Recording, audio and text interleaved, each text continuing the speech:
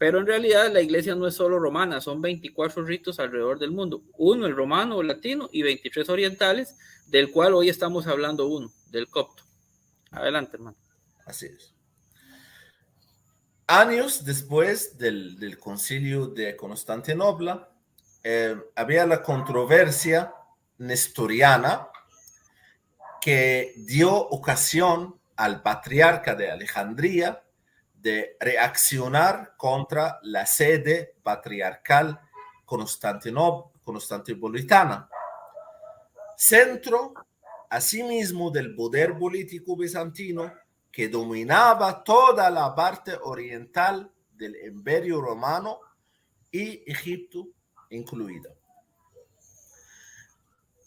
Ahora bien, sin embargo, la ocasión para manifestar la Iglesia alejandrina su particularismo y su resistencia al poder imperial encarnado por Constantinopla, fíjate que vamos a usar ahora términos políticos mezclándolos con términos religiosos. Ya. Esa resistencia al poder de Constantinopla se puso de manifiesto en el concilio de Calcedonia en el año 451, donde los padres conciliares proclamaron la doctrina católica de las dos naturalezas en Cristo, la naturaleza divina y la humana. Muy bien. La iglesia copta, junto con la iglesia de Siria y también la iglesia de Armenia, se adhirieron, por el contrario, a la doctrina de una sola naturaleza en Cristo. De allí que recibieran el nombre griego de monofisistas.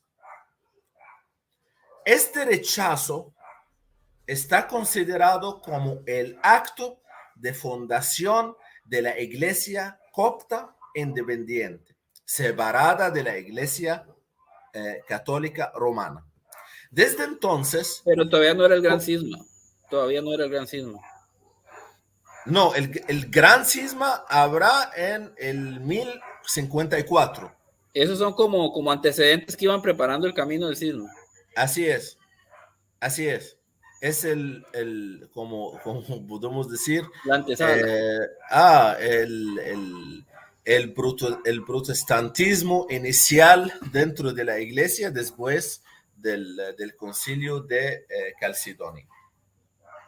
Desde entonces, coexisten en Egipto, fíjense, dos patriarcados rivales, el católico o calcedoniano, seguido por los funcionarios bizantinos y los comerciantes de las ciudades y las personas impregnadas de cultura griega, y el copto ortodoxo, seguido por la masa del pueblo egipcio. El acierto de los monofisistas se basó en la capacidad de movilizar por medio del influyente colectivo de los monjes el sentimiento nacional y tachar a sus oponentes de extranjeros. Otra vez voy a recordarles, de ahora en adelante vamos a mezclar los términos nacionalistas y términos políticos con los términos religiosos, porque es el problema del cisma, que se mezcló lo político con lo religioso.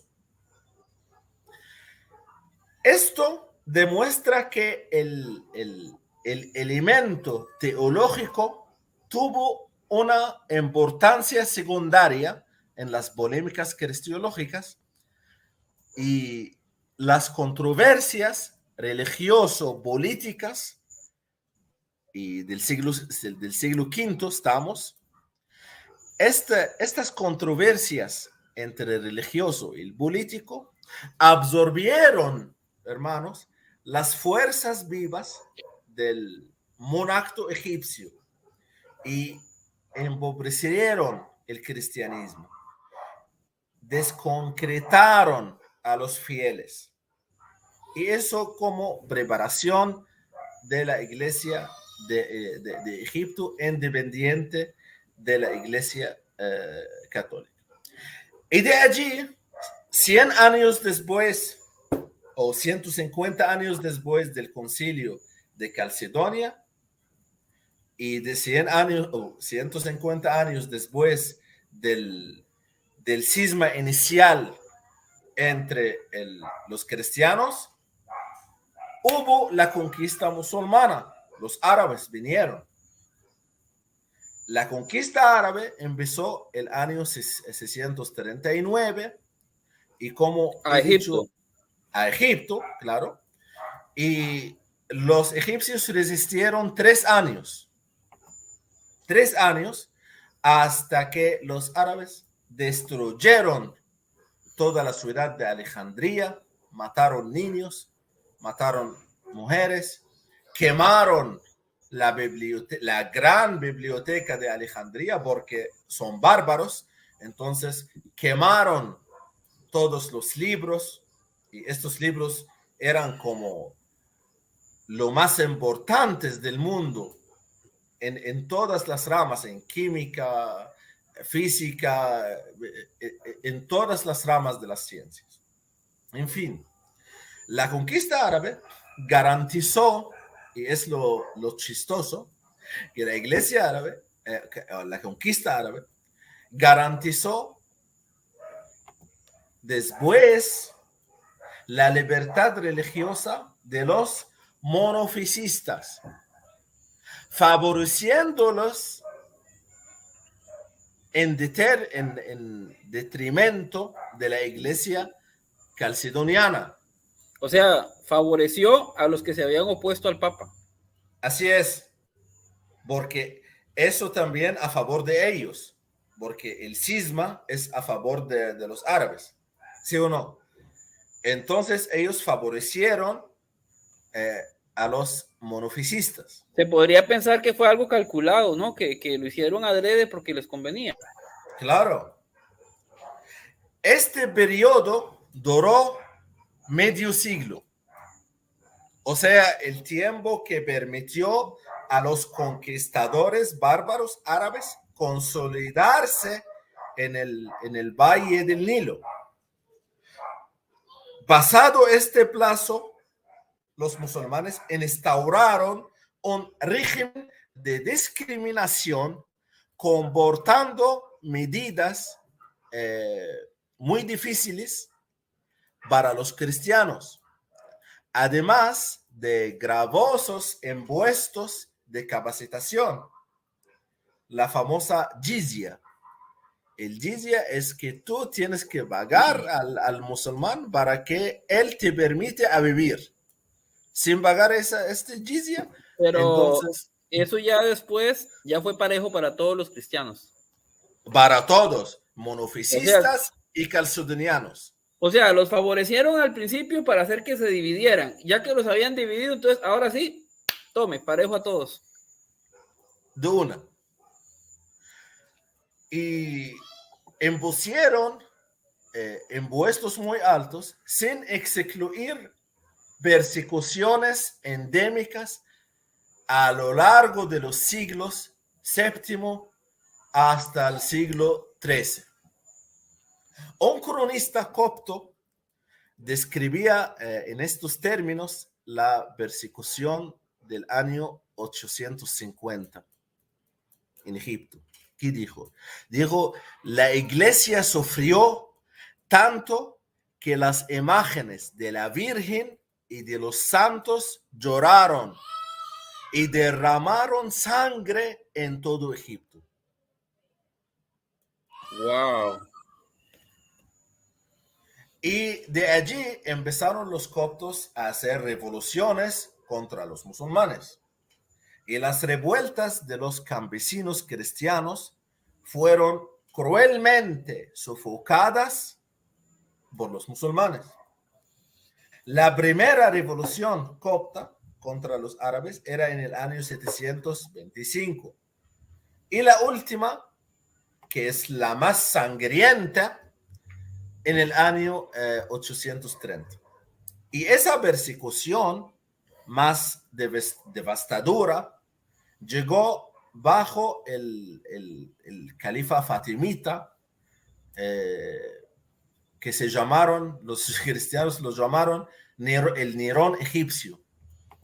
El califa era el jefe de los musulmanes, ¿verdad? El califa es el jefe de los musulmanes. Ahora ellos no tienen califa.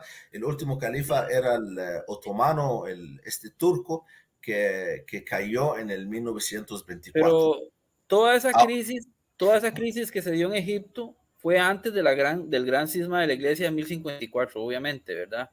Pero ya en Egipto los cristianos se estaban dividiendo, hubieron quienes se rebelaron contra la iglesia, y como dijo usted en otros programas, qué casualidad, los países o los lugares que se rebelaron al Papa cayeron en manos de los musulmanes. De los musulmanes. Y los lugares y los pueblos cristianos que no se separaron de la Iglesia Católica Romana se quedaron cristianos hasta hoy día. Tales agresiones salvaron. Así es la unidad quien salvó. Tales agresiones que ocurrieron, unidas a la dura presión fiscal, altos impuestos, ocasionaron la conversión en masa de la población cristiana al Islam, para no pagar y también para preservar sus vidas. Obligados. En efecto.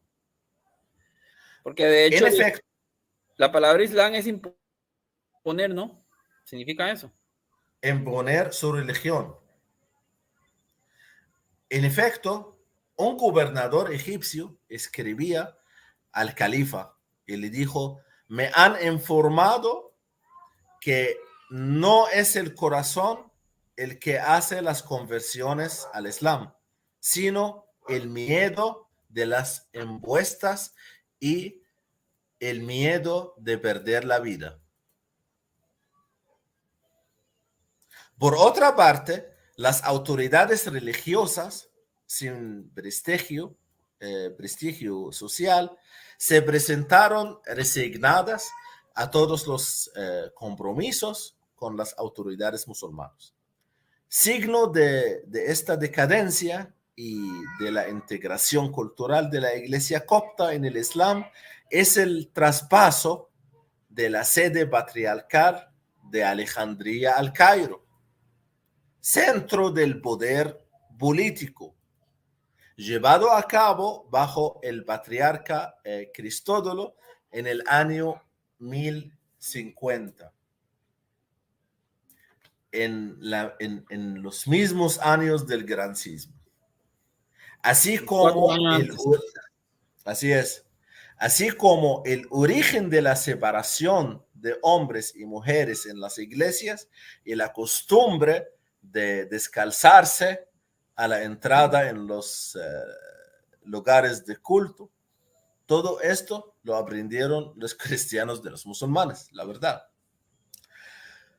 Cerrados asimismo los seminarios y las escuelas teológicas, el clero copto se hundió en la ignorancia. De hecho, los últimos destellos de literatura cristiana aparecen en el siglo XIII en la obra enciclopédica que se llama Colección de Dogmas de la Religión. Esto nos prueba lo que hemos dicho en otros programas: el Islam no es una religión de paz, aunque así se anuncien. El Islam es de imponer. Y bueno, ahí están los programas sobre el Islam que tenemos aquí en este canal, pero es un ejemplo, ¿verdad? Hay miles de libros escritos por cristianos del Oriente sobre lo que hizo el Islam en los cristianos. Y ahora fíjate que los musulmanes quieren emigrar a Europa y pedir derechos, aunque en los países originalmente cristianos como Egipto, nosotros vivimos sin derechos bajo el mandato islámico. Y aún así, los musulmanes emigran a Europa pidiendo derechos y pidiendo libertades religiosas. En Sí, fin, ellos piden derecho en otro lado, pero en su casa no se la dan a los demás. nada, nada. Y ahora vamos al renacimiento de la iglesia en Egipto. Eso fue a principios del siglo pasado, cuando la iglesia copta comenzó a salir de su aislamiento y letargo, aprovechándose de las leyes liberales de un gobernador egipcio que se llama Muhammad Ali, que abrió Egipto al occidente y decretó medidas de emancipación de los cristianos. Fue el tiempo en el que los misioneros europeos católicos, como los franciscanos, fundaban escuelas y abrían hospitales, instalaban imprentas, dando una imagen de modernidad y seducción. Este dinamismo impulsó a la jerarquía copta a moverse, abriendo una red de escuelas primarias en los pueblos donde no habían llegado los misioneros, creando lo que llamamos escuelas dominicales para la enseñanza del catecismo y editando libros de literatura sagrada. Pero los ortodoxos. Y los coptos también. Los que estaban haciendo eso eran los coptos ortodoxos, no los coptos católicos.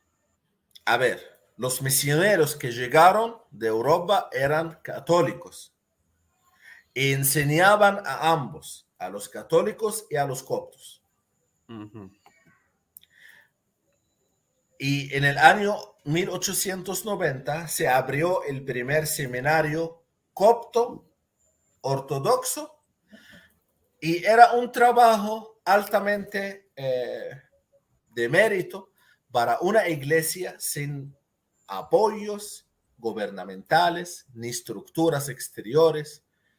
Y el espíritu renovador llegó también a los monasterios, canteras de obispos que habían decaído en el nivel más bajo durante el periodo turco-otomano.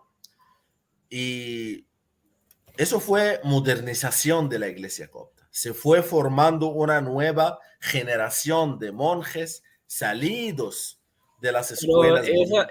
eso que me estás hablando son de los coptos católicos o de los coptos ortodoxos. Los dos. De los dos. Sí.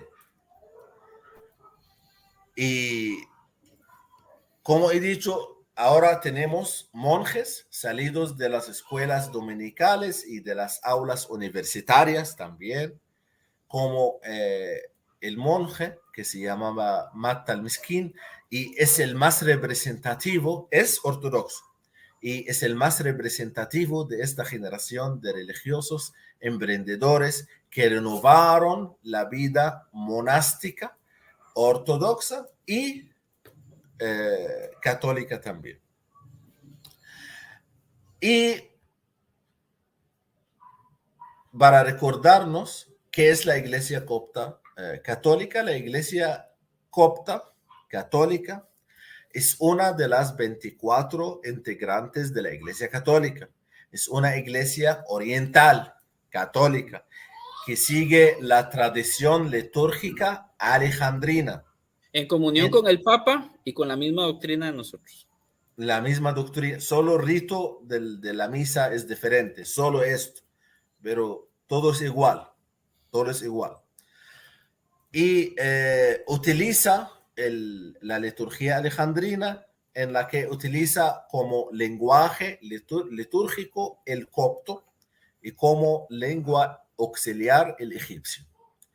Y la iglesia copta egipcia, como hemos dicho, tiene más de 2 millones de seguidores y está organizada como iglesia patriarcal de acuerdo a la forma prescripta por el título código de los cánones canones de las iglesias orientales con la Iglesia Católica Romana. Y claro, este patriarcado no es independiente. Ojo, este patriarcado católico alejandrino es bajo la supervisión de la Congregación para las Iglesias Católicas Orientales. Y está presidida por el patriarca de Alejandría de los coptos católicos.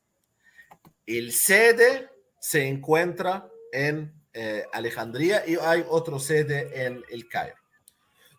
El territorio propio del patriarcado de Alejandría de los coptos católicos es Egipto, pero existen además parroquias y comunidades católicas dispersas en diversos países bajo la jurisdicción de los obispos locales de rito latino.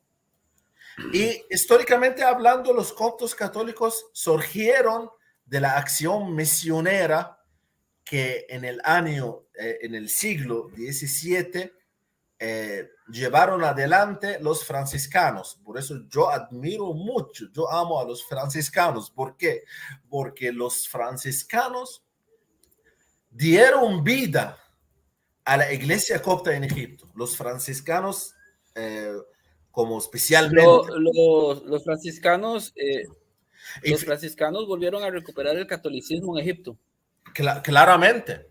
¿Y quién revivió otra vez la iglesia católica en Egipto? Son los franciscanos. Y fíjate, el único que se atrevió a evangelizar el evangelio de Jesucristo a los musulmanes y al califato musulmán era San Francisco de Asís. Y por eso los franciscanos siguen la misma línea de invadir a los países musulmanes no con la espada, pero con el evangelio de Jesucristo. Y lograron éxito. Y fíjate ahora que hay más de 2 millones de coptos católicos gracias al esfuerzo misionero de los franciscanos. Gloria a Dios. Amén. Y también hay otras órdenes religiosas que participaron, pero 95% de los misioneros europeos que revivieron la iglesia copta en Egipto, evangelizaron siquiera a los musulmanes, son los franciscanos. Ahora bien, el origen de la iglesia copta, como hemos dicho, es tradicionalmente referido a Marcos el Evangelista, ¿no? Bueno, la separación de la iglesia copta ortodoxa de la iglesia indivisa de Oriente y Occidente tuvo lugar a causa de las disputas cristológicas, adoptando los coptos el monofisismo, que Jesucristo tiene una sola naturaleza, y rechazaron el concilio de Calcedonia de 450 por el patriarca Dioscoro I de Alejandría. La línea de patriarcas de Alejandría, la verdad, oscilaron entre calcedonianos y monofisistas, fíjate. Todavía no era en el año 450, el cisma no era completa. El cisma se completó en el año 1054. Sí, todo lo de Egipto fue como una antesala, como un antecedente, ¿no? Como que fue preparando el terreno del cisma. A ver, los egipcios, el pueblo normal, algunos de ellos, o la mayoría de ellos, la verdad, no entendieron qué es el problema. Es que, fíjate, José, el pueblo, cuando tiene fe, él tiene fe en Jesucristo, que Jesucristo es Dios.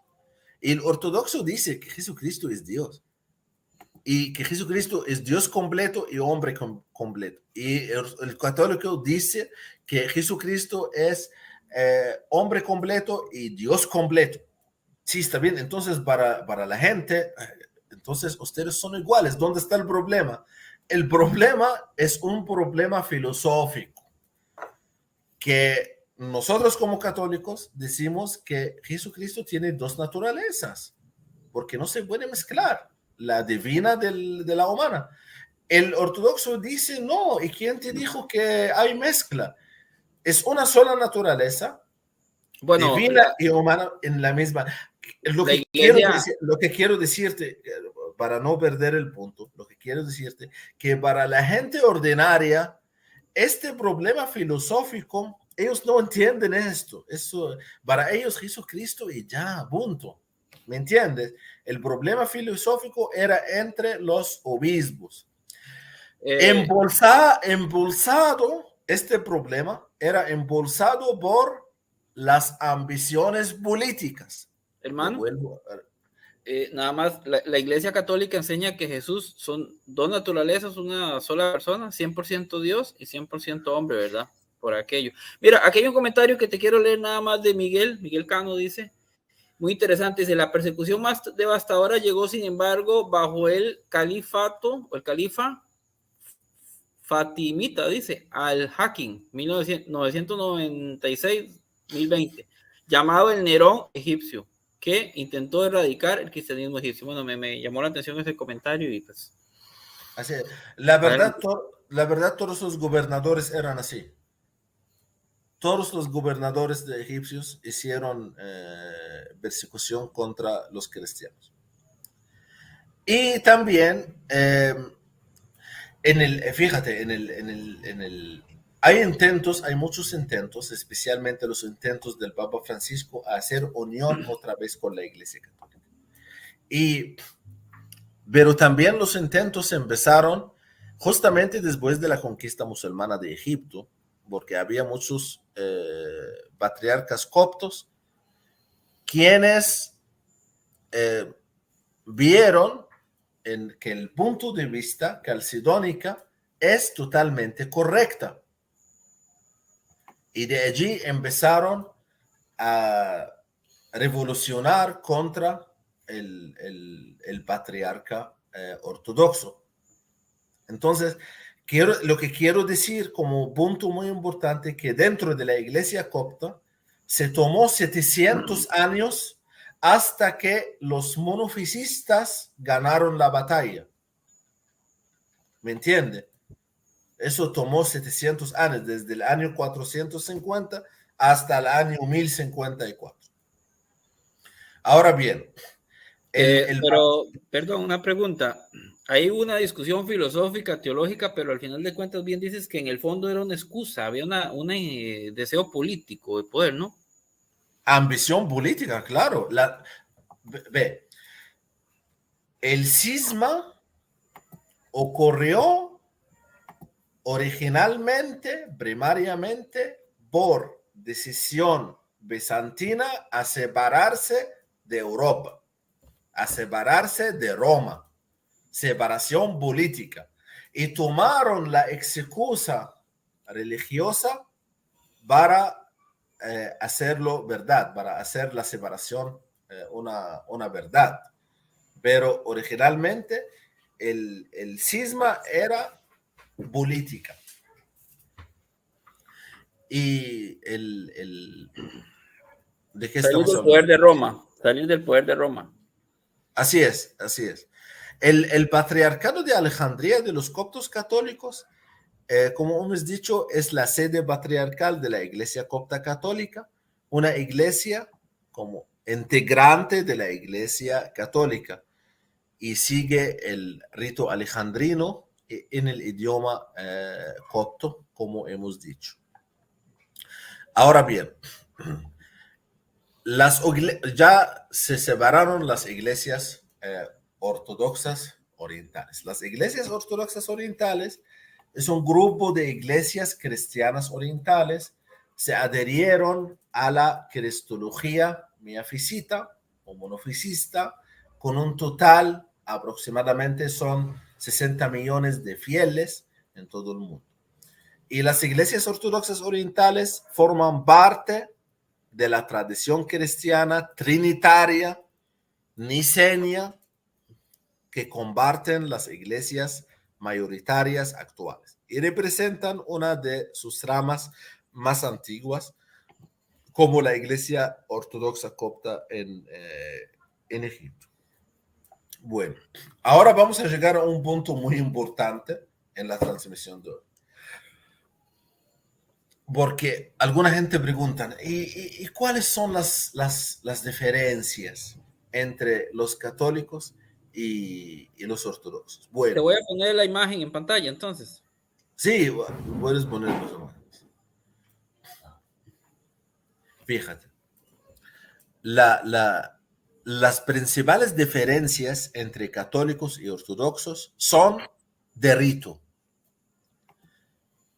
En el bautismo, los católicos derraman agua sobre la cabeza del bautizado, mientras que los ortodoxos sumergen el niño en el agua de la pila bautismal. En la comunión, los ortodoxos evocan al Espíritu Santo y al comulgar reciben pan y vino. Los fieles católicos utilizan pan no amasado. Pan ácimo. Sí, la hostia, ¿no? Y normalmente no reciben el vino. Bueno, en la iglesia ortodoxa no existe la primera comunión. En la iglesia ortodoxa no existe la primera comunión.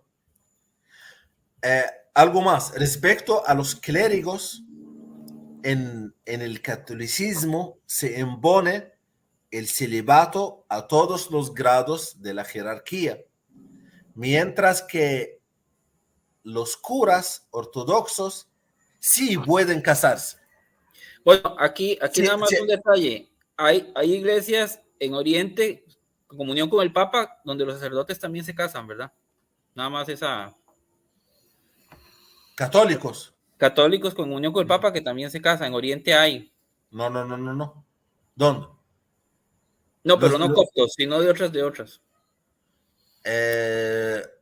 Es que los otros entonces serán de Siria o serán de Bizantinos libaneses. y así. Ajá. Eh, Adelante, hermano.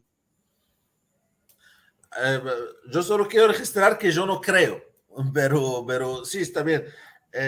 Hay otros hermanos que son más especializados en este tema, pero yo no creo que los católicos libaneses ni los católicos sirios se casen. Ahora vamos a seguir. Estamos todavía en el tema de las diferencias entre católicos y ortodoxos. En la iglesia ortodoxa no existe la primera comunión, hemos dicho. Y los clérigos católicos no se casan, los clérigos ortodoxos sí casan si desean. No es obligatorio, si lo desean.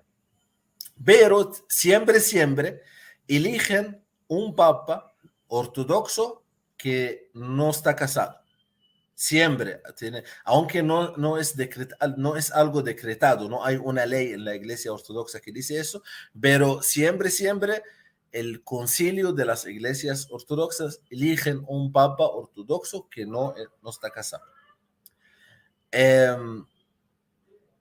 Porque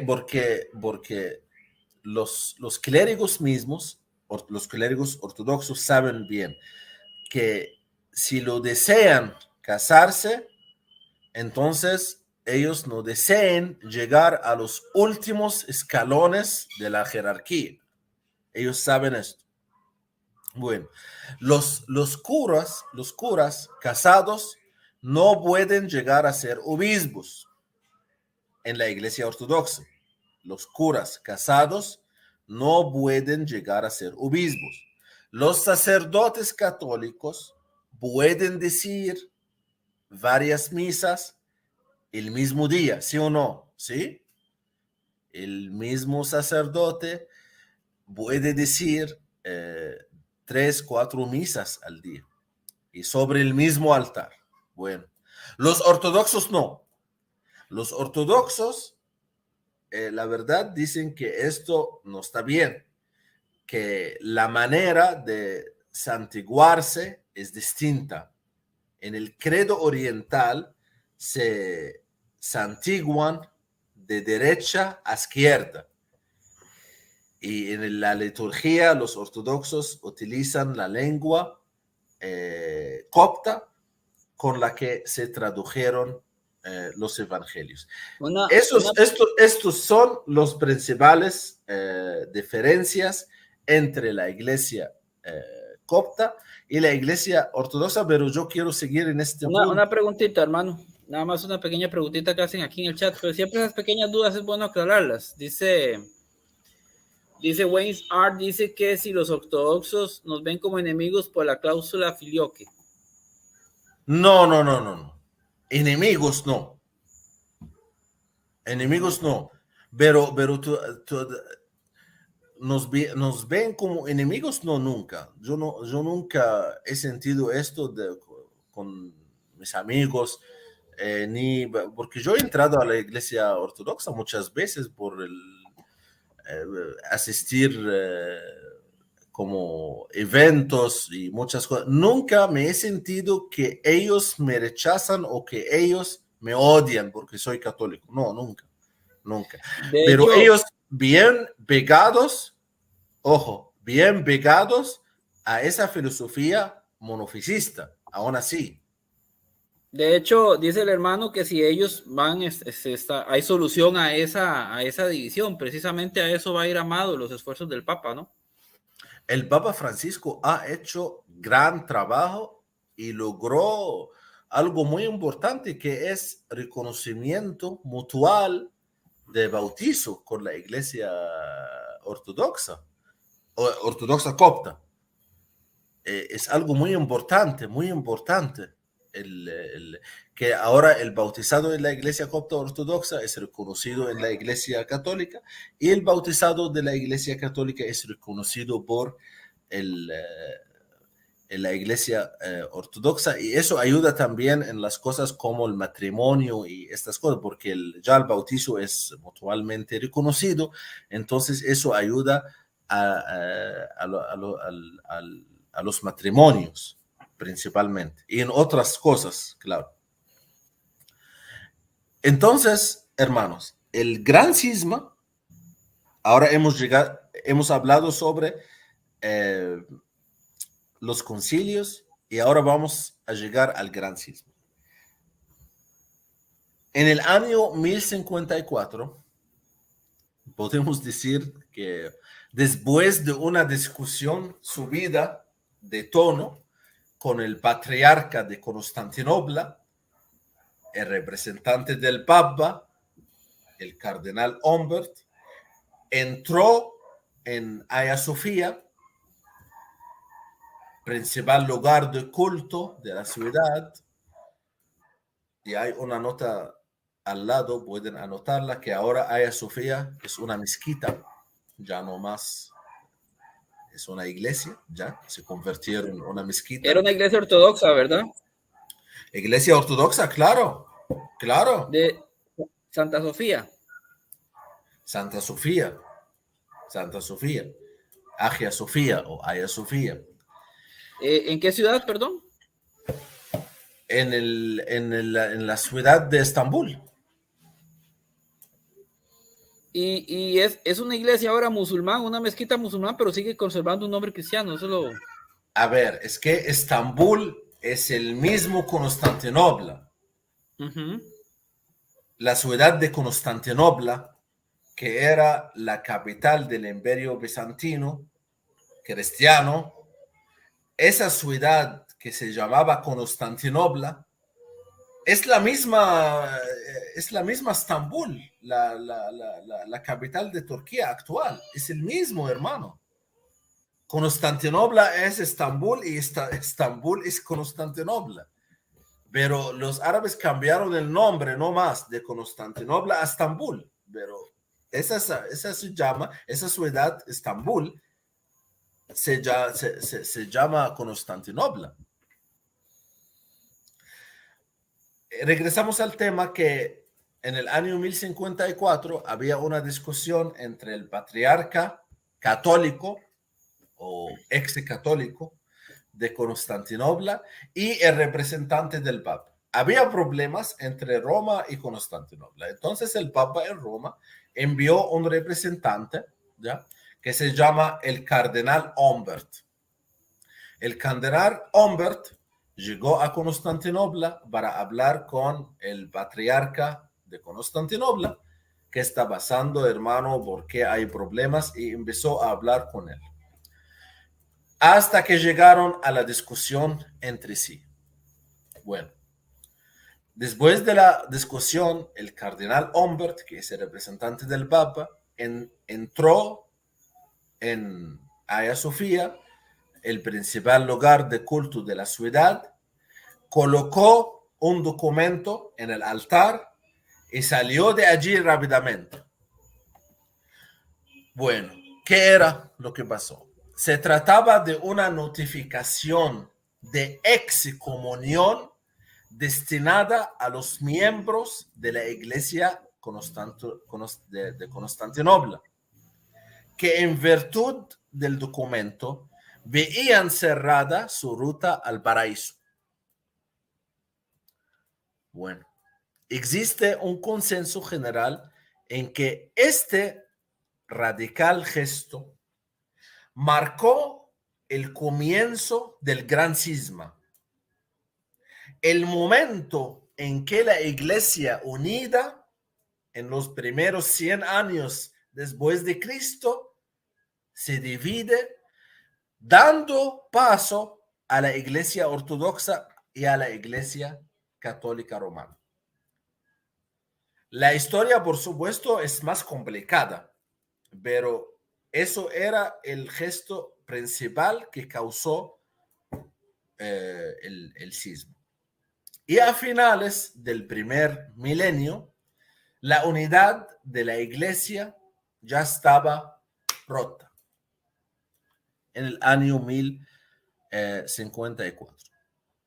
500 años después, o 500 años antes, había disputas complejas sobre la naturaleza de Cristo, y esas disputas habían llevado a una ruptura tras el concilio de Calcedonia, que tuvo lugar en el año 451 en Calcedonia.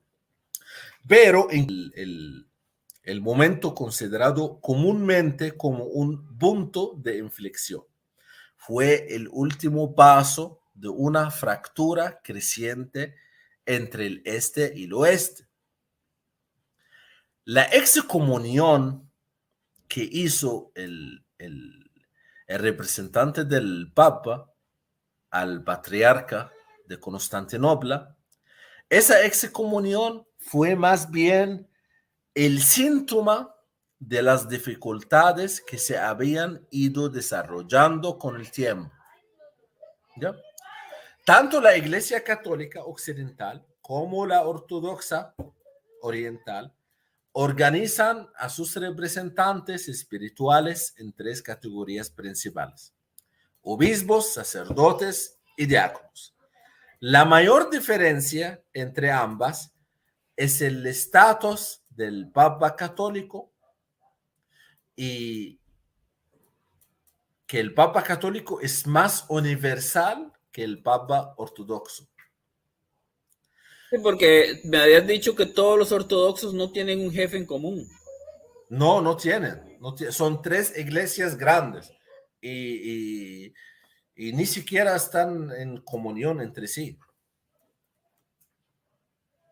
Entonces, esa nota que dejaron ahí en la iglesia de Constantinopla fue como la gota que derramó el vaso de algo que ya se venía cocinando de siglos.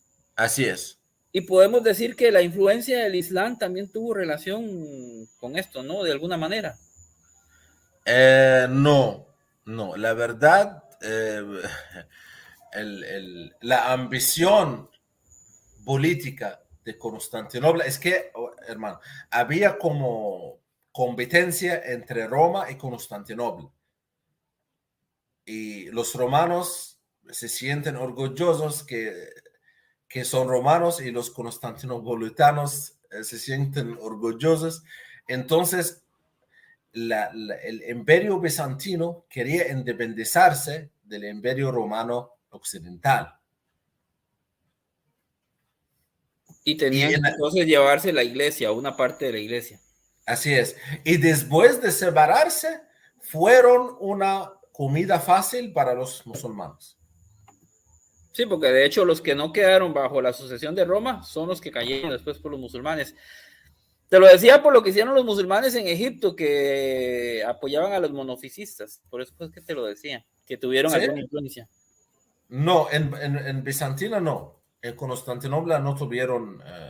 Pero en Egipto sí. En Egipto sí, porque ellos como engañaron a los ortodoxos. Al principio apoyaron a los ortodoxos contra los católicos y después persiguieron a todos. Tome. En la historia de la cristiandad, el obispo de Roma tuvo desde muy pronto una posición de honor basada en el significado de la ciudad y la historia. Pero, aunque los ortodoxos reconocen al Papa, rechazan su supremacía sobre la Iglesia en su conjunto y la idea de sus decisiones sobre asuntos religiosos y la idea de la infalibilidad del Papa. Ellos rechazan esto. Lo ven como un patriarca más, como un patriarca más. Así es. Pero no como el jefe universal de la iglesia. No, no. Durante el segundo milenio, la Iglesia Católica en Roma desarrolló el concepto muy centralizado sobre la autoridad espiritual, mientras que la Iglesia Ortodoxa siempre ha tolerado una mayor independencia. El patriarca de Constantinopla, por ejemplo, no tiene jurisdicción directa sobre los otros patriarcas ortodoxos. Las creencias de la Iglesia Católica figuran en un documento de un solo volumen conocido como el Catecismo, ¿no? Bueno, lo que no es el caso de la Iglesia Ortodoxa. Sin embargo, ambas se adhieran a las decisiones tomadas por los primeros 7 concilios ecuménicos, que unieron a sus principales representantes, y eso fue en el año 325 hasta el año 790, creo, para acordar principios clave entre sí, ¿ya? Para que la gente no piense que la Iglesia Ortodoxa está totalmente lejana. No, la Iglesia Ortodoxa también reconoce las decisiones de los primeros 7 siglos. Es que éramos una sola iglesia. Éramos una sola iglesia. Así es, así es. Y siquiera después del cisma se quedaron los ortodoxos reconociendo a las decisiones de los primeros 7 concilios. Otra diferencia de mayor calado reside en el celibato. La Iglesia Católica en Roma exige el celibato a su clero, mientras que muchas parroquias ortodoxas, la feligresía exige que el párroco sea un hombre casado. Y es algo cultural, verdaderamente, es algo cultural en Egipto. El pueblo mismo pide al papa o al obispo ortodoxo que el sacerdote que él va a enviar a la parroquia que sea sacerdote casado. Wow. Ahora vamos a hablar sobre el concilio de Calcedonia. Estamos mencionando el problema de Calcedonia, el problema de Calcedonia. Entonces, ¿qué es el concilio de Calcedonia? El concilio de Calcedonia es un concilio ecuménico. Ecuménico significa entre todos los cristianos, reconocido por todos los cristianos. Ha reconocido como que ya vamos a unirnos, pero no reconocido como decisión. Voy a explicar. Tuvo lugar en el año 451, en la ciudad que se llama Bitinia, en Asia Menor. Ahora Turquía. También Turquía. Turquía fue un país 100% cristiano. En fin. Y el concilio de Calcedonia es considerado como uno de los siete primeros concilios ecuménicos. Bueno, pero ojo, los ortodoxos no son calcedonianos. Voy a explicar el por qué. En el concilio de Éfeso, porque hay precedentes antes de este concilio. En el concilio de Éfeso había sido condenada la herejía nestoriana, que defendía que las dos naturalezas, divina y humana de Cristo, Estaban eran separadas.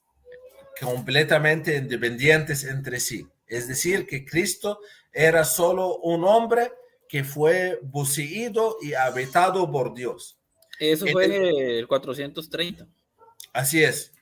En el concilio, San Cirilo de Alejandría se había distinguido rebatiendo las tesis de Nestorio. Según sus oponentes, Cirilo, al atacar a Nestorio, había incurrido a su vez en error, llegando a negar la existencia de dos naturalezas en Cristo. Había escrito que en Cristo no hay más que un physis, la del verbo encarnado, utilizando la forma, la única physis encarnada de Dios verbo. Y es un error.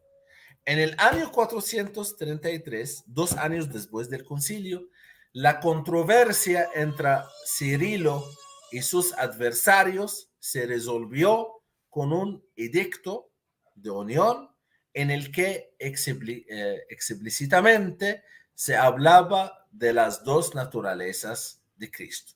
Bueno, en el año 444, 2 años después de la muerte de Cirilo, un anciano de Constantinopla llamado Eutiquio comenzó a predicar que la naturaleza humana de Cristo estaba absorbida por la divina, de modo que en la unión de ambas no había sino una naturaleza.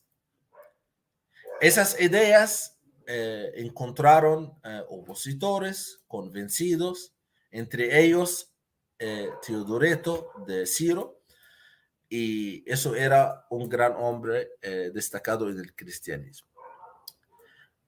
Ahora, todos estos eran precedentes de lo que va a pasar en el concilio de Calcedonia. El concilio se reunió en Calcedonia en 450, asistieron 600 obispos, de los que solamente 2 eran occidentales, solo 2. De los 600, solo 2 eran occidentales, dejando aparte los legados pontificios. Frente a la mayor estabilidad del Imperio Romano Oriental, en Occidente hay que tener en cuenta que en ese año, 450, se produciría el enfrentamiento con los hunos de Atila, una batalla de los Campos de Catalán. y la famosa intervención legendaria o cierta, evitando que el uno marchara sobre Roma. Entonces había problemas en Roma y por eso no muchos sacerdotes asistieron. La presidencia del concilio de Calcedonia fue ocupada por el patriarca de Constantinopla, que se llama Anatolio, al lado de los representantes del Papa. Y también el emperador Marciano apoyaba la ortodoxia monofisistas. El emperador Marciano era el emperador o el jefe del imperio bizantino, porque ahora tenemos en el año 450 estaba dividida el imperio romano cristiano entre el imperio romano occidental, es decir, Roma, y el imperio romano oriental, es decir, Bizantina. Bueno. Bonito. Termina la idea. Sí, en la tercera sesión se reconoció la epístola dogmática del Papa como documento de fe. Y terminada su lectura, los padres conciliares exclamaron: Pedro ha hablado por boca de león. ¿Ya? Dioscoro fue condenado por unanimidad. Parece ser que los obispos egipcios fueron presionados a hacerlo y todos sus decretos fueron declarados nulos. Bueno, entonces lo que quiero llegar a este punto muy importante, que hasta el año 450 después de Cristo, y la gente tiene la fe cristiana, la fe en Cristo, pero todavía los cristianos están hablando sobre la fe cristiana todavía. No estaba establecida, había discusiones. Y habían sacerdotes que predicaban evangelio que no es de Jesucristo, como Nestor y como Arias. Es que la iglesia, hay que entender que la iglesia con el paso de los siglos fue madurando y comprendiendo mejor la fe y fue articulándola mejor, y en el camino pues hubieron herejes. Hermanitos, este es el tercer programa sobre la iglesia copta. Sí. Vamos a seguir, Dios primero. No sé si Amado, esto hacemos un programa más sobre la iglesia copta. No, la iglesia copta no, porque es un curso breve sobre la iglesia copta. Si vamos, la siguiente programa puede ser sobre que completamos el cisma, y también porque después del cisma empezó las cruzadas. Entonces podemos completar el cisma y también podemos completar las órdenes de los cruzados, porque no hemos concluido, si te acuerdas, no hemos concluido las órdenes de los cruzadas, como el orden de los caballeros templarios. Entonces, sí, porque aquí preguntan que si ellos creen en la Inmaculada Concepción. No, ¿verdad que no? No. Ellos dicen que los católicos son herejes porque creen en la Inmaculada Concepción de María. Y dicen que eso hace que María es igual a Jesús. Estoy diciendo la opinión de los ortodoxos. Los ortodoxos no creen en la Inmaculada Concepción y además dicen que los católicos son herejes porque creen en la Inmaculada Concepción. Algo pequeñito antes de cerrar. El protestantismo comenzó en el siglo XVI con Martín Lutero, ¿no?